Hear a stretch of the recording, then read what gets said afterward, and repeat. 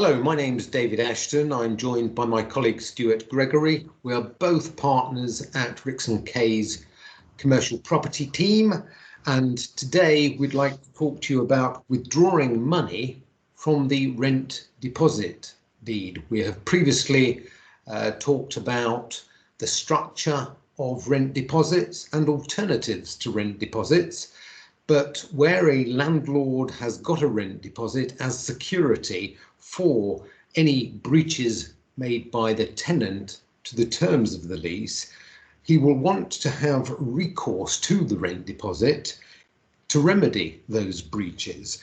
And there are consequences to that, and there will be certain steps that will need to be followed.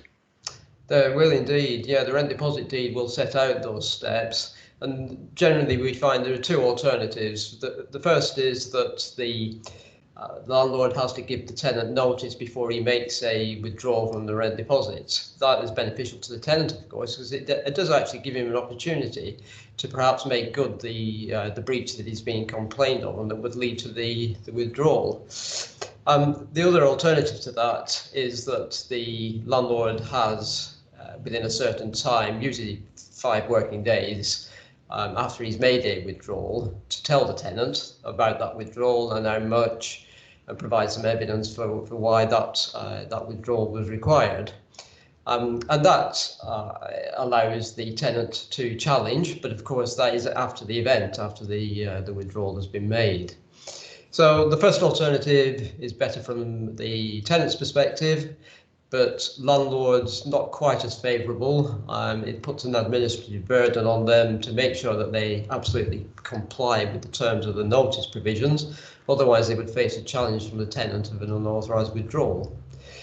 And then I think the other point that we've just got to remember as well, of course, is that there is a withdrawal. The terms of the rent deposit deed will almost certainly allow the landlord to claim that the tenant should top up the rent deposit deed, so put the rent deposit deed back into the position it was before the withdrawal was made.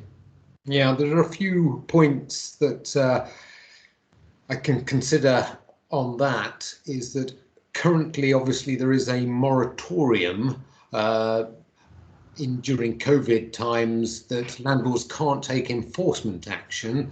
That doesn't prevent the withdrawal of money under a rent deposit, but the government have also published their code of practice, and they do make the point in that code of practice that landlords perhaps shouldn't pursue a tenant for the top-up. However, there's perhaps another alternative for landlords to consider, and that might be just to pursue a guarantor who has guaranteed the terms of the lease and any supplemental deed, and that might be a reason for going down the top-up route. That'd be the case. Yeah. Right, well, hopefully that's been useful and a bit of an insight as to how a landlord might approach withdrawing from a rent deposit. On the next occasion, we're going to be looking at how the tenant can get the rent deposit money back, either during the course of the lease or when the lease comes to an end. So if you wish to find out a little bit more about the code of conduct, please look at our website on that. Otherwise, we look forward to you joining us on our next vlog. Thank you.